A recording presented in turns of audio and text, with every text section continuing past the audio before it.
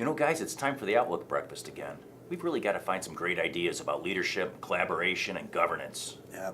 You know what we should do? We should go somewhere, and it's got to be someplace like innovative, like Yeah, right, like yeah. innovative by nature. You know, a place that feels like home. You know, a place where you live. That's a great idea. Yeah, I don't get it, but it's good. I think we're all on the same page. Westeros. Harvard. Wait, what?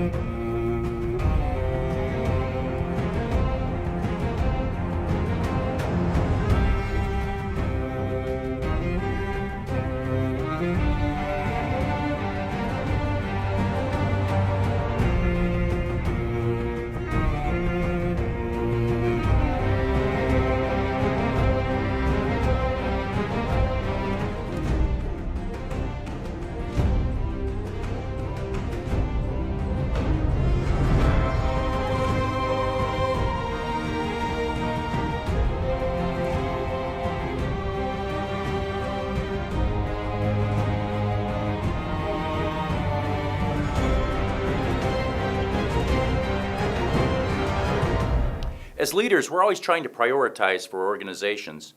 I'm wondering, here in the Seven Kingdoms, what are your 4 top priorities? Winter is coming. Winter is coming!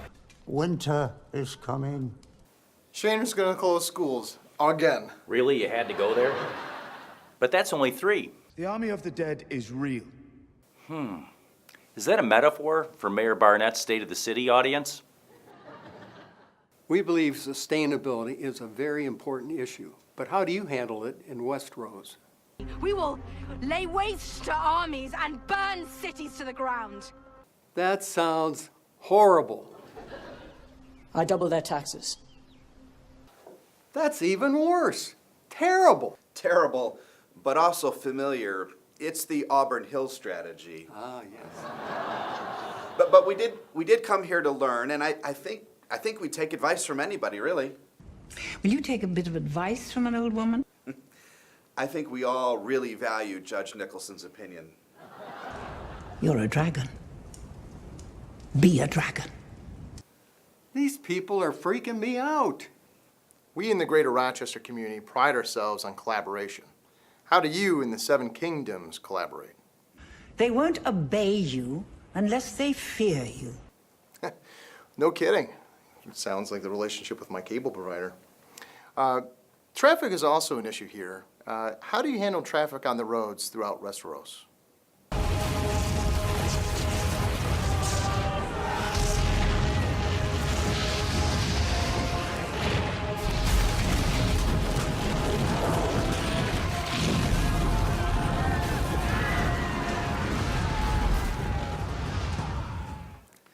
So as we get ready this morning to deliver our positive message for our community, I guess I'd be curious, what is your message to the people of the Seven Kingdoms? A day will come when you think you're safe and happy, and your joy will turn to ashes in your mouth. This may have been a bad idea. You know, we'll just let ourselves out. Good luck with that. Thanks for the ideas of what not to do.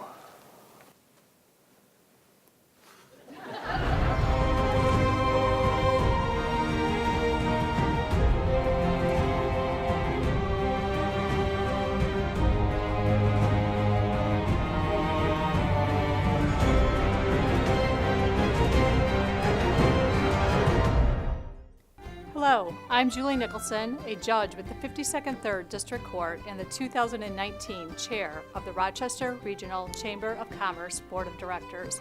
It is my pleasure to welcome you to the 2019 Community Outlook Breakfast. Since 1955, the Rochester Regional Chamber has been a driving force in the community, ensuring that our local economy is strong and that our community remains prosperous and vibrant. It is truly a privilege to lead a team that fosters and promotes favorable business development in our region. We're excited to kick off this year's program. But before we get to the Q&A from our community leaders, let's hear their summary of what's new in and around our community. Good morning. I'm Robert Shaner, Superintendent for the Rochester Community Schools.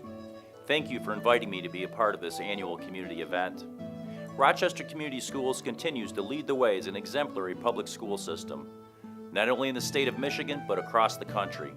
Our students take top honors in nearly every field of study, and their hard work is matched by their kindness and generosity. I'm often asked by my private sector colleagues about what sets Rochester Community Schools apart from our competitors. At its core, education is an enterprise of relationships, hope, and inspiration. A large part of what sets us apart is our highly skilled team of caring professionals, including teachers, administrators, paraprofessionals, and support staff. At Rochester Community Schools, we strongly believe that a well-trained teacher who builds strong relationships with students, parents, and the community is the most effective way to provide students with a world-class education. By staying committed to our strategic plan with a keen focus on financial stewardship and sustainability, Rochester Community Schools continues to provide our students with an impressive array of instructional programs and extracurricular activities, so that all students have the opportunity to seek their passion. Last year at this very event, we announced the addition of our orchestra program, adding another opportunity for students interested in the fine arts. In a time when resources are tight, Rochester Community Schools remains committed to offering outstanding opportunities and positive outcomes for all students. Rochester Community Schools continues to lead and innovate as we continue to grow our international exchange programs, school partnerships, and provide our administrators and teachers opportunities to travel abroad and network with colleagues from around the world. We believe that showing our students and staff a wide range of cultures and lifestyles and backgrounds, we can continue to build our awareness, understanding, and the cultural competency that is so important in today's global market. Rochester Community Schools also has made a conscious effort to double down on our efforts with diversity and inclusion throughout the district. With our partners from across the community, we formed a vibrant diversity and inclusion parent network that includes members from varied backgrounds and experiences who are dedicated to the mission of understanding, growth, and tolerance. Rochester Community Schools continues to embark on an exciting journey and is setting the example for what is great about public education. I'm extremely proud and honored to lead an amazing team who not only loves and respects each other, but also plays a key role in having a profound impact in the lives of students. Through our continued collaboration with our partners, I'm confident that we'll continue to exceed expectations in preparing the next generation for a very bright future. Thank you. With a continuous and unprecedented amount of development interest, the City of Rochester has successfully implemented our Sustainable Rochester Development Platform. This tool has provided our Planning Commission and City Council with a proactive opportunity tool to better measure the potential impact of future developments throughout the city. This sophisticated approach to community building is allowing us to review how prospective projects could integrate with our community and expand the opportunities to improve their proposals. Speaking of building, we have nearly completed the first of our planned major infrastructure improvements. Last year saw the full reconstruction of Ludlow Avenue, which also included new sidewalks, lighting, and upgrades to existing utilities. This was the largest project Rochester has seen in some time, and with frequent communication with residents, organizations, and businesses, we feel it is a great model for future projects. Moving forward, our infrastructure committee will continue to work with city administration to prioritize projects based on need and effectiveness. We will focus on complete street, water, sewer, and storm system projects where possible to maximize every tax dollar. The city will also wisely use low-interest loans, grants, and strengthen partnerships in order to improve and, where needed, replace core infrastructure. On a slightly greener note, the City of Rochester will soon begin the process for updating our Parks and Recreation Plan.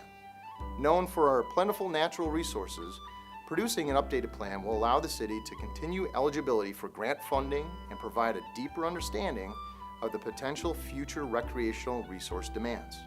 Residents and community neighbors can expect to hear more about this endeavor in the coming months. Lastly, on Wednesday, February 13th, we proudly swore in Rochester's first full-time and part-time fire employees. For nearly 125 years, brave volunteers have heeded our fire department's call, and they will continue to do so.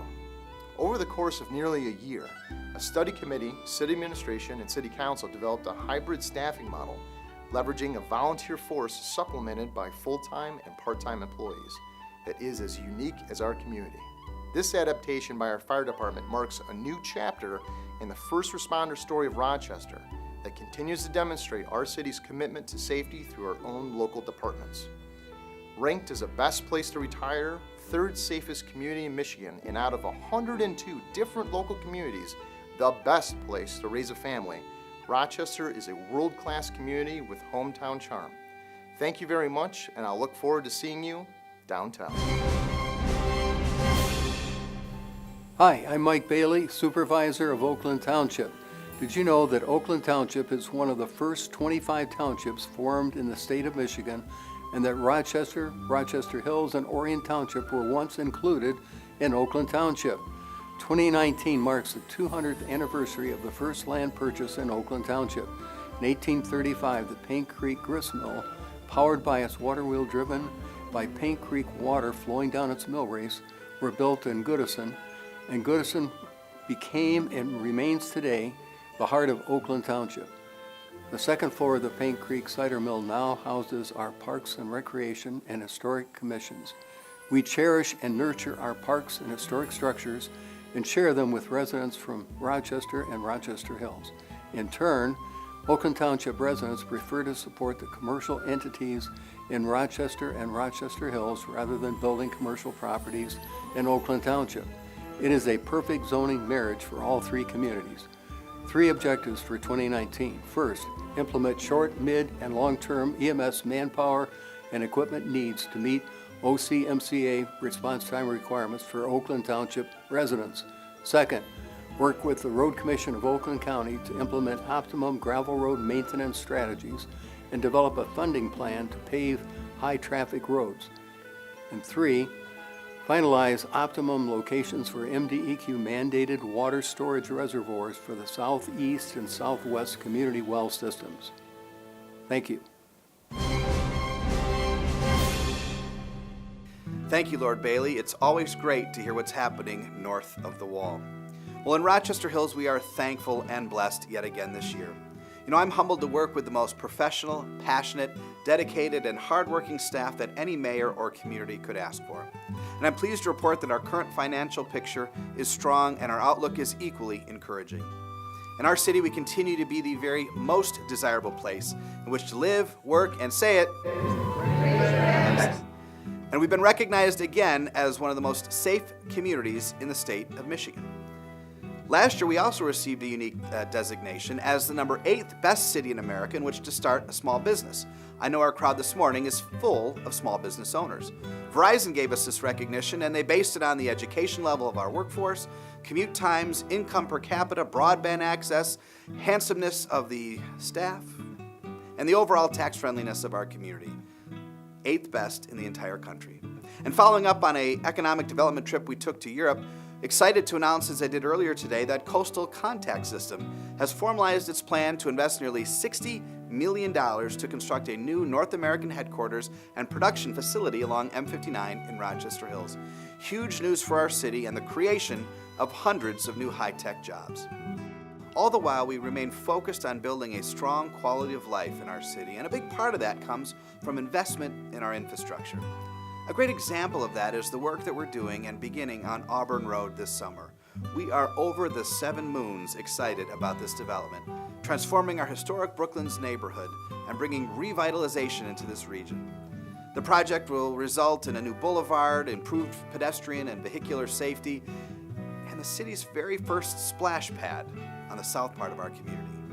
This project will transform the entire Auburn Road corridor, and we can't wait. Pardon me, Your Grace. A beverage? So many choices. Leave my favorite by the Iron Throne. Your Grace.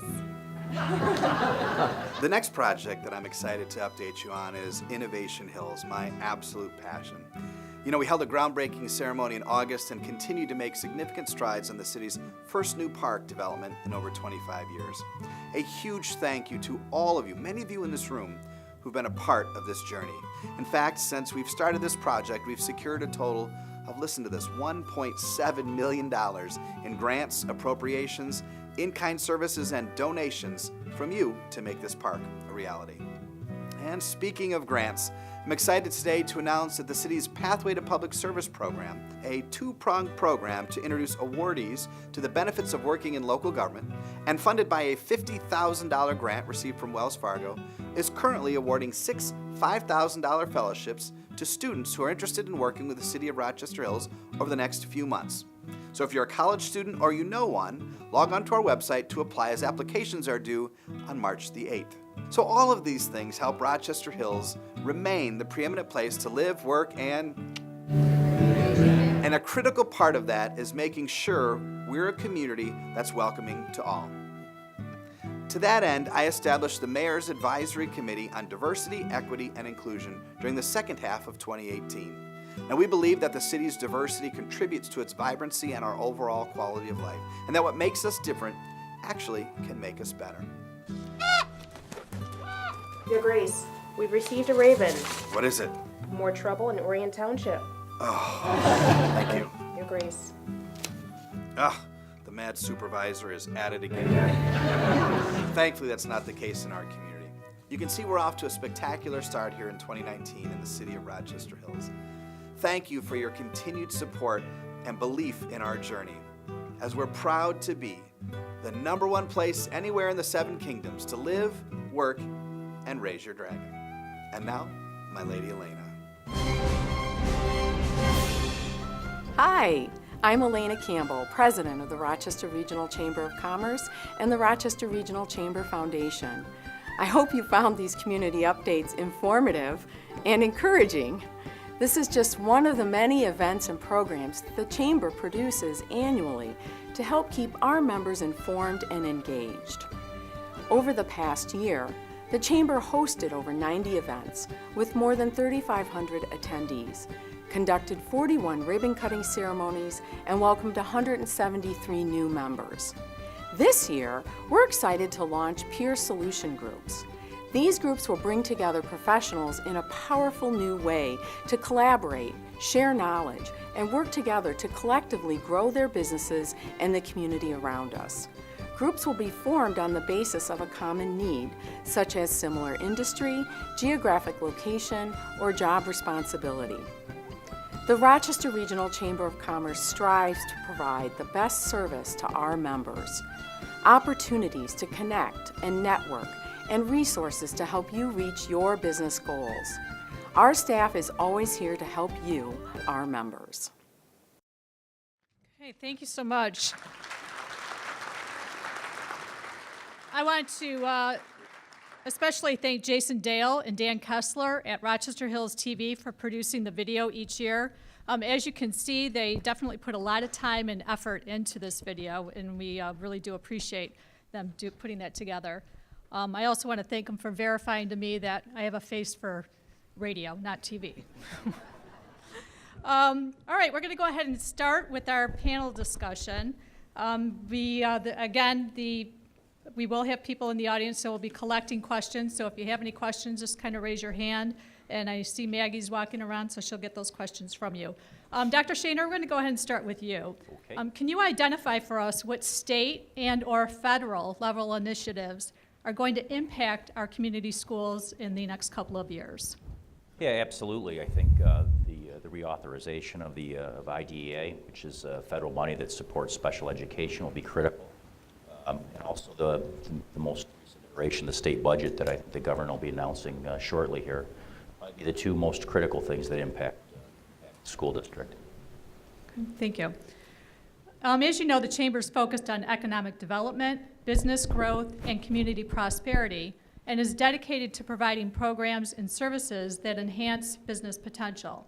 For Supervisor Bailey and Mayors Ray and Barnett, what does the business climate look like in your respective communities? And let's go ahead and start with Supervisor Bailey.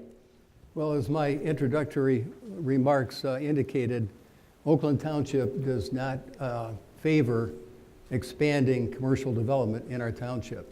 Our master plan, which was renewed just last year, made that very clear that our residents do not want that. And we rely on the commercial entities in Rochester, Rochester Hills, Shelby Township, Orion Township. They're all around us. So our residents in Oakland Township prefer to use those rather than develop duplicate or redundant commercial entities in Oakland Township. Okay. Mayor Barnett. First off, Mike, we had an agreement, no one was going to mention Orion Township. Can you hear? Is on? It's like a 3-second delay. Green light is on.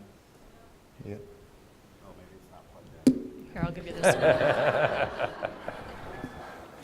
Go to Mayor Ray. Okay, we'll go to Mayor Ray. Thank you, Your Grace. The business in commercial climate in Rochester has a lot of momentum. There is, I think, an unprecedented amount of interest in commercial development in the downtown corridor, but also there's continued interest along our South Street corridor. Mayor Ray, will you tell us what's going on in Rochester Hills? The neighboring community is a fantastic Technology capital of the country here. Here we go. Can you hear me? Is that better? So the business climate in our city is fantastic, frankly. Our Pam Valentek and Sarah Roediger, our economic development team, have been killing it. At the press conference, we talked a little bit earlier about the really increase in foreign investment we've seen. Companies from Europe, the Middle East, and Asia sort of pouring into the city. If you drive through any of our 11 technology parks, you'll see all sorts. It's like a United Nations of flags, and usually those salaries tend to be a little bit higher than traditional American companies, and it really brings a nice diversity to us. Of course, you saw in the announcement the nice investment from Coastal, but our unemployment rate is as low as it's been. I think it's about 2.6%, and the challenges that we face largely are finding spaces as our companies try and grow. The big economic development story that you're probably most visibly familiar with is the work that you see happening at the old Kmart site, which is sort of transforming. We don't like just one Burger King in this town. We want to build 2 right next to each other. So that's not the end game. The older one will come down. The new art van is going in. The old Burger King will come down, and city's first Aldi's grocery store will be there. So and a series of other stores will already be filling up the complex. So lots going on in the business community, and the economic environment is exceptionally strong. Okay, thank you. Dr. Shaner, back to you. As superintendent of the school district, what do you see as the most pressing issue facing our educational system? I know you discussed today at the press conference some of the issues regarding mental health and the opioid crisis, but is there something beyond that you see facing our system? I think, not to overemphasize the point, but I don't think you can. I think we need to reimagine how we provide those services to K-12 education, not only in Rochester, but I meant what I said earlier, to be an example, a benchmark for the entire state. I am very blessed to work with a tremendous Board of Education and an awesome workforce of teachers, administrators, support staff, paraprofessionals that do care very, very much. There's one thing that I want this community to know is how much the teachers love their children and how dedicated they are to them. But I think the most pressing issue is what we talked about this morning, reimagining, removing the stigma in our community with mental health and addiction, and having a community approach to it. I think that is the most critical thing that we're facing. We can always use more money than less in terms of funding, and that's no different than any other business. But we're going to remain focused on our strategic plan and committed to making a profound impact in the lives of children. Great, thank you. So research tells us that Gen Z, we're on Z now, those born beginning in 1997 want financial security, that they're competitive, they're pragmatic, and that they learn faster than those before them. As you know, the Chamber is focused on supporting its own group of young professionals. And what are each of you doing to attract this next generation to our communities? Mayor Ray, do you want to start? Sure.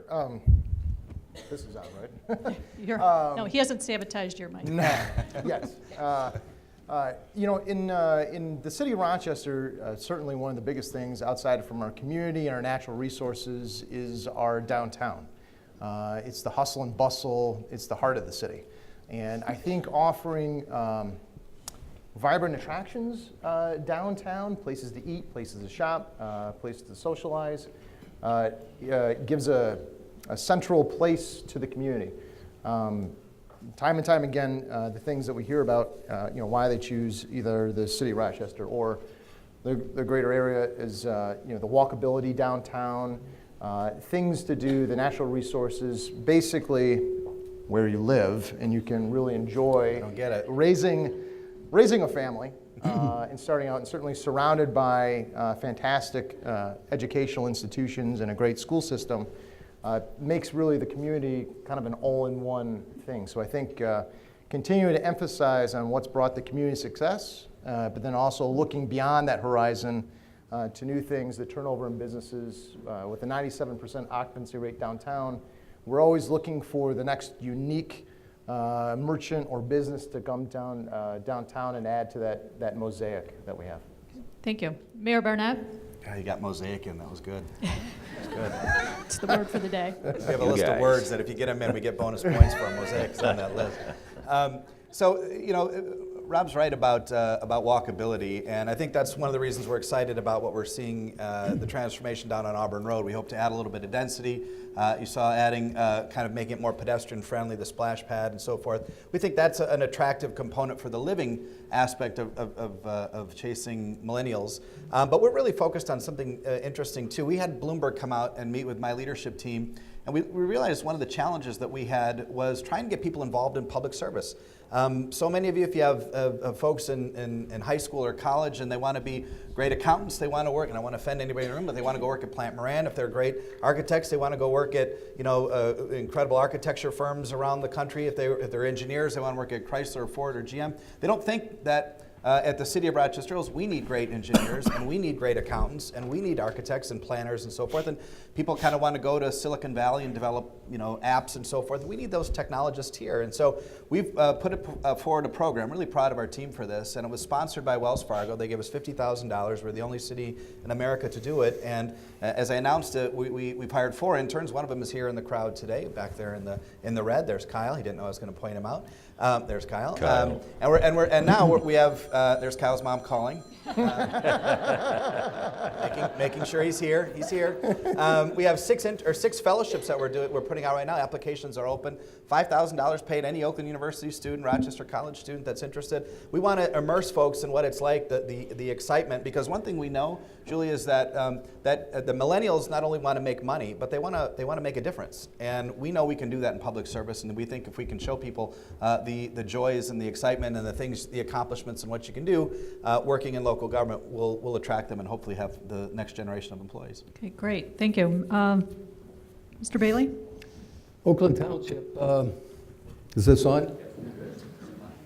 Oakland Township prides itself on doing the right things to attract the young professionals, and overwhelmingly the people that come to Oakland Township are looking for a bedroom community. They want a rural character place. They're tired of lots of development all going on around them. They like to have it fairly close, but not too close. And we feel that has been a strong attraction to these professionals to our community. And that's, I think, bared out by our tax base. The number of people that live in our township are, for the most part, fairly well-to-do professionals. That's it. Thank you. All right, roads, always a big topic here in the state of Michigan, especially this time of year. What road work will have the biggest impact on area businesses in the near future? Mayor Barnett, you want to start with that? This is always a dangerous question.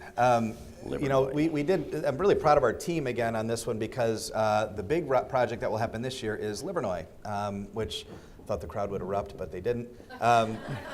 Basically thank you, Rob. That's 2 points for you, Lee. From Avon Road all the way up to Walton, we're going to redo Livernois. We got some money. The city paid for it in advance. It's being reimbursed by the county, so we're excited to get that project done. We also have work on Walton. We also have work on Adams and Auburn Road, and of course, as we talked about, the Auburn Road Corridor project. So there'll be a lot of main work. We also have $5 million of work that's going on in your neighborhoods. So I just kind of hit the mile-type streets, but we also have a very aggressive infrastructure plan for the roads. And I'll tell you this, and you don't have to nod or say this, but I really put our city's roads up against anybody's in Oakland County and in Metro Detroit. We have a really strong support from our city council. They've encouraged the administration to invest heavily in the roads. You know you're doing well when your grandma walks out of your speech, so there goes my grandma. This is obviously not going well today for me. It's minus 5 points. Grandma was going to listen for the first 2 answers. She said, I'm done. I hear him talk enough. I'm out. So that's right. But anyway, those are the big roads that are being done. Lots of work being done in our city this year. I noticed your brother walked out too. Yeah, the whole family. That's great. Yeah. That's great. Heck, the whole family. All right, Supervisor Bailey, how are roads affecting, or what initiatives do you have in Oakland Township? The big issue that we're going to be involved with is the intersection at Gunn and Adams Road. That is going to be a roundabout. It was somewhat controversial when it was first talked about. Yes. There's one person that lives over there. Oakland Township really does not decide between traffic signals or roundabouts. The Road Commission, that's their privy, their choice, their responsibility. And history has shown, in their minds anyway, that roundabouts prevent fatalities because of high-speed T-bone type accidents that occur when people violate traffic signals. So that's why it's going to be a roundabout. That's being constructed very quickly, starting in June, and will be finished in late August, so that it does not affect Delta Kelly students that are on that intersection. Aside from the roundabout, our biggest challenge is doing the right things for our 44 miles of gravel road. And each year we've been devoting not only our tri-party funds for maintenance of our gravel roads, we've increased the number of gradings and chloride treatment for dust control, and from 4 to 6 passes each year for each of the gravel roads. So in the future, we're going to be looking at possibly funding paving some of our intersections of gravel road to paved roads. And also, I know Dutton Road is one of the roads being studied today in terms of whether that should be paved or not paved. Thank you. Another popular topic is public and regional transportation. Do you foresee any public transportation becoming more prevalent in your respective communities? Go ahead, Mayor Ray. Public transportation in the city of Rochester. Less than 4 square miles. There's not a lot of. You do have the pedal pub, right?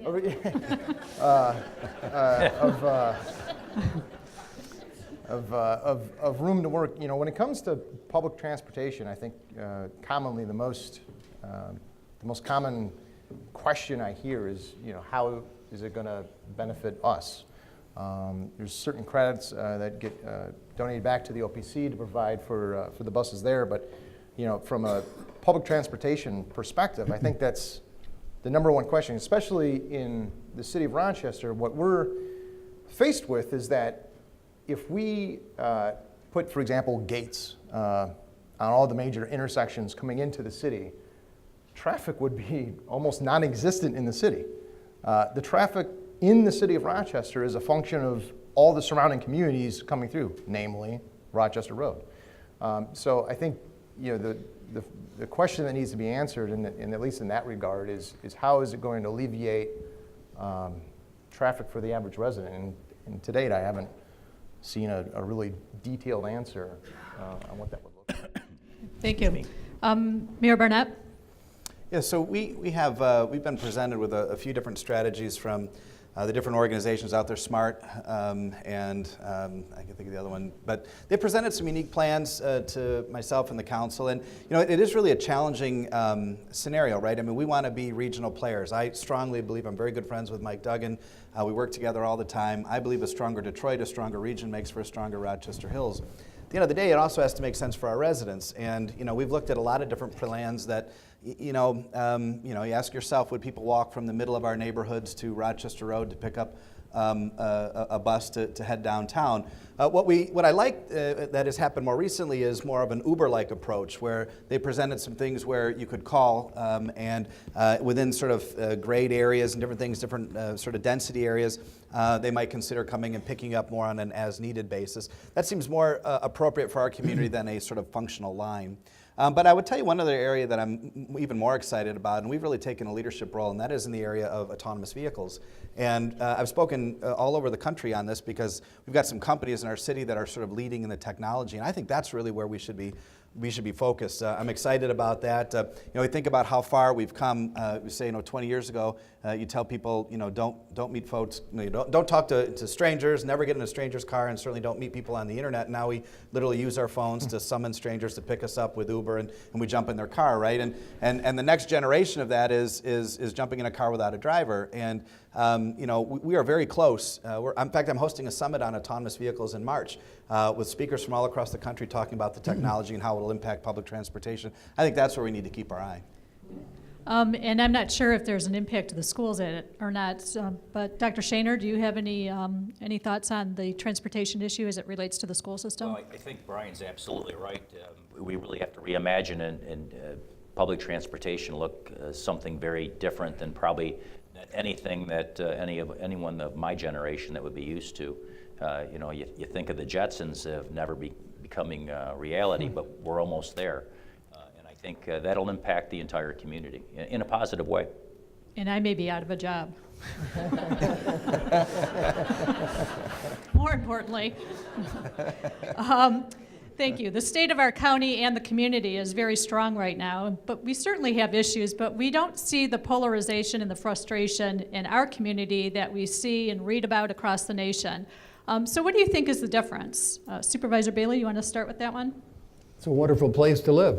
I mean, the people that come to the greater Rochester area realize what a wonderful place it is here. And not only for businesses in Rochester and Rochester Hills, not necessarily Oakland Township, but also because of the park systems that we have in Oakland Township, the Historic District Commission, and all the emphasis we have on maintaining history in our township. It's just a wonderful place. I mean, can you think of a better place for people when they're considering where to live? Why wouldn't they want to live here? So if they're living here, prosperity is here. We're paying taxes and things are happening. And Great, thank you. That's what Mayor Ray, why do you think you're able to work so well together as with Oakland Township and Rochester Hills? Well, I think public service and certainly volunteerism, which many of you here in this room are familiar with, is certainly a noble calling. It also takes a certain amount of thick skin to be able to sit next to this guy and still call him a friend after events and jokes and that sort of thing. But at the local level, I think the difference is that we have to get the work done.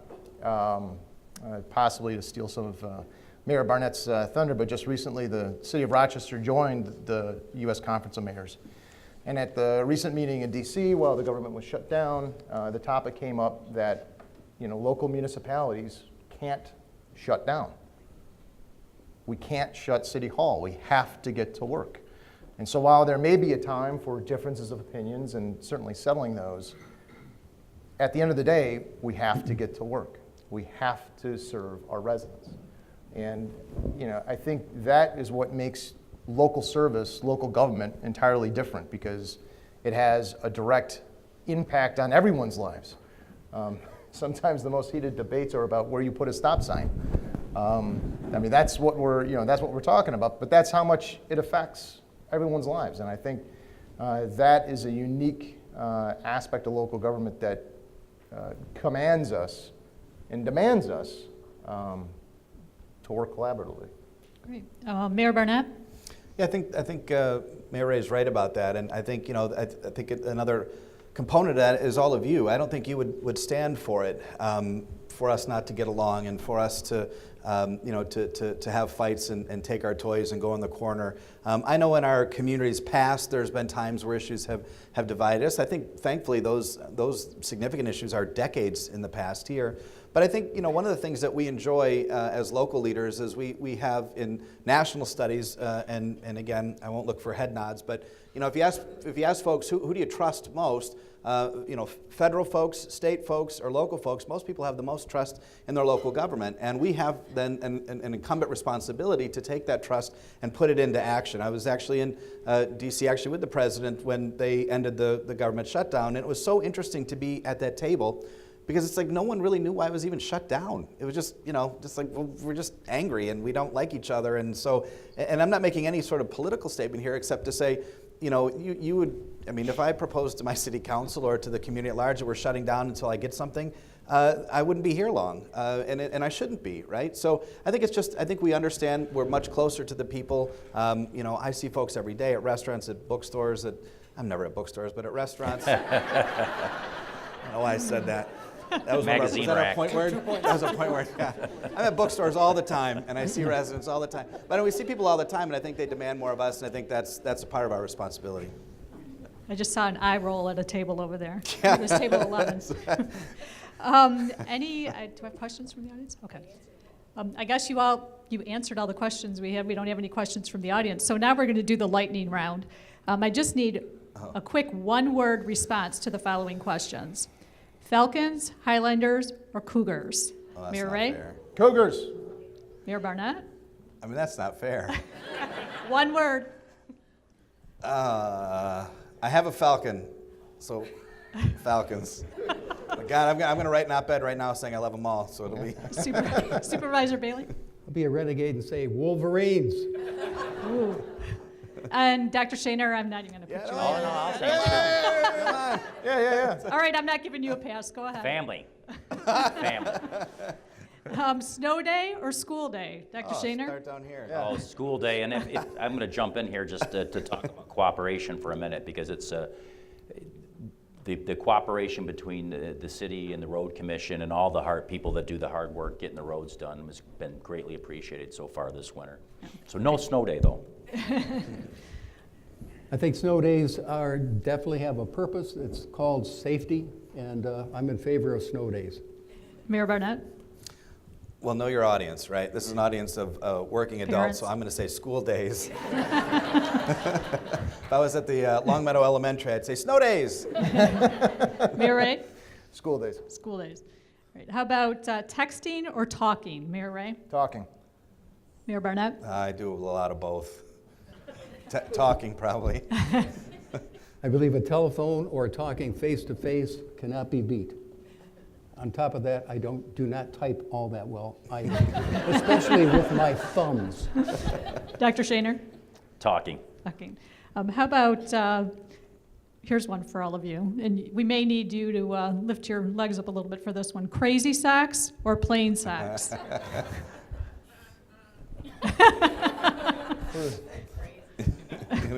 Well, He looks like a house should be in on top of difference, him. both. It just depends on the audience and who's looking. All right, and finally, and keep in mind that you all live in my jurisdiction, so choose wisely on this one.